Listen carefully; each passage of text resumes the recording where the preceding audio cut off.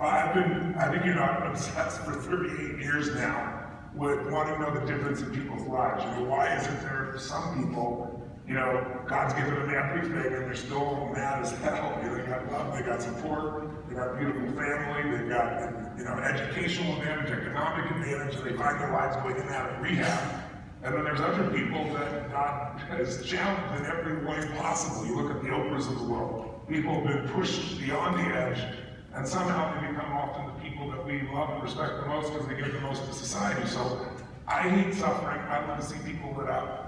And so over the years, my focus has been just really how do you help people not only perform, but how to have a higher level, but peak performance, but how do you have the most extraordinary life? If you're going to be a leader, you can't lead someone to a place you're not living. And so extraordinary life to me means life on your terms. It's not my idea of it, it's yours.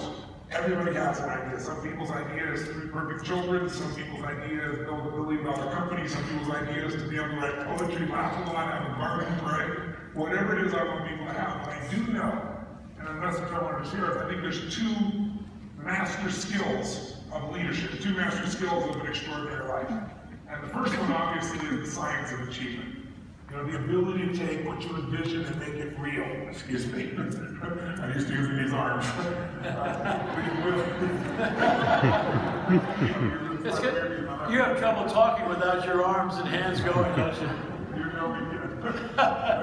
The ability to turn the invisible, what you envision, into the visible. And everybody in this room, I know is an overachiever. You wouldn't be able to lead unless you were. And you all know how. But it is the science of achievement.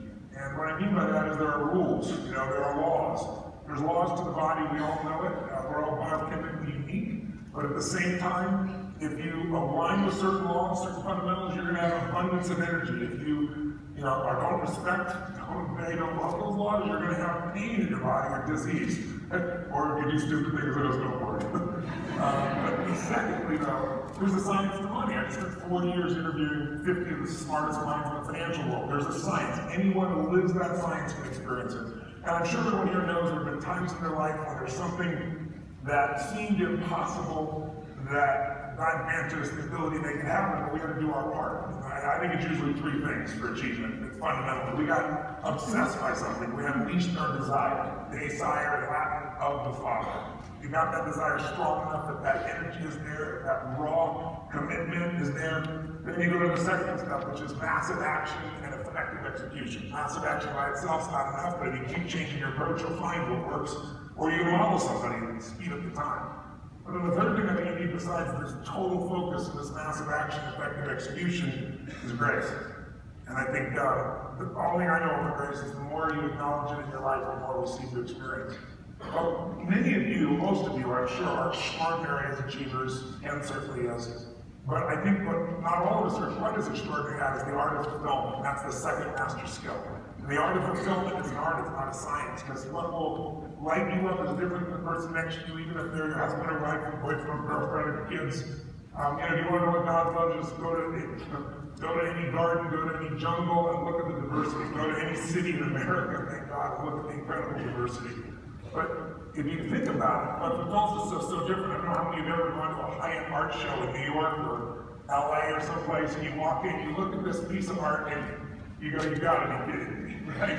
How much is this? And they say $10 million. You just not see, you gotta be nuts. Steve Lynn's a dear friend of mine, very dear friend. He built most of half of Las Vegas, a good portion of downtown. Just a genius, creative man. I love him to death. And he calls me one day and he says to me, Tony, you gotta come over, it's my birthday. And he said, I got myself a gift. It's something I've been pursuing for 16 years. It's the most amazing painting. I paid $80 million for this painting. So I said, sure, I'd love to come see it, Steve. So I come to this home and I walk in. And if you're familiar, it's a Rothko. And what it is a giant orange and red square. I wish I could show you a picture of it. That's what it is. I said, Steve, dude, give me some paint, $100. I can do this in an hour. You were scared. This man committed suicide. It's so good. He committed suicide. Let's pay $80 million to remove that.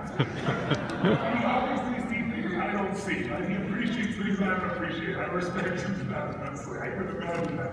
But the point is, we all are fulfilled by different things. But while it's an art, I really believe that there are some guiding principles, and that is, Every one of us knows in life, in order to be fulfilled, people ask me all the time, what's the big thing happiness? 39 years studying people around the world, those who've been through hell and back, the answer is progress. Progress equals happiness.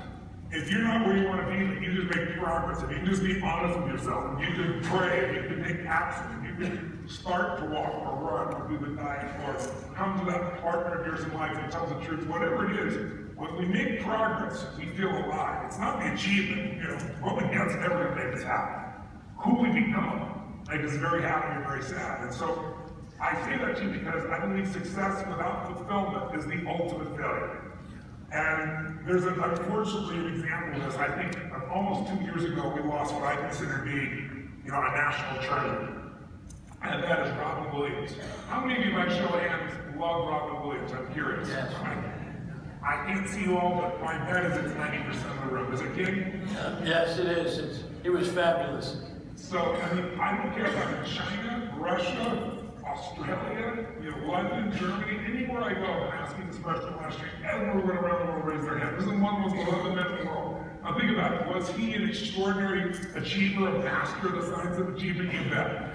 He took himself a nothing and he figured out how to make the whole world laugh. He wanted his own TV show, he did it. He wanted the #1 show, he did it. He wanted to make more money than he could ever spend, he did it. He wanted to make movies, he did it. He wanted to win an Academy Award for not being funny. Not his skill, dramatic Academy Award, he won it. He wanted the most beautiful family, loved him, he got it. And he hung himself. Think about that. Success without fulfillment is the ultimate failure. He made everyone feel good but himself.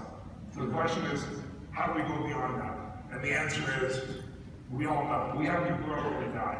And that's what we're here to do. When we grow, we have something to give. We have something to give, and life has meaning beyond ourselves. I really believe that all of you as leaders, your power, if you're in this room, the kind of leader to be in this room is motive does matter.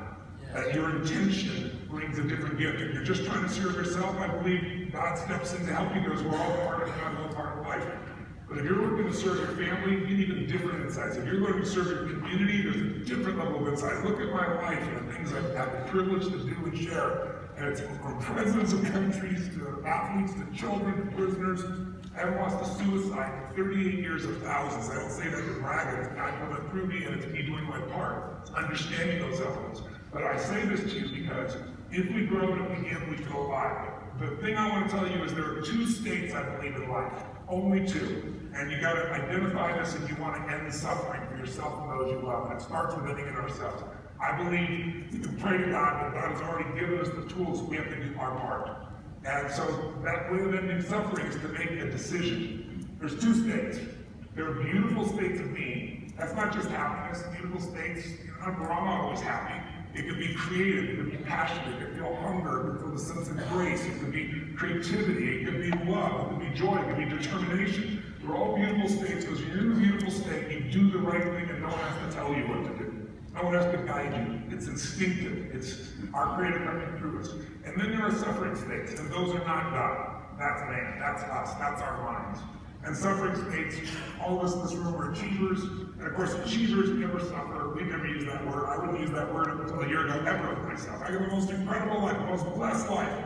But yeah, do I get pissed off, frustrated, overwhelmed at times? Yeah. But I thought that's part of the territory. I found that it's not. I found that there's a decision you can make to free yourself. That the only way we suffer is when we focus on ourselves. When you focus, the most selfish human being on earth is the one who commits suicide. They think about no one but themselves. To be depressed, we often will say we're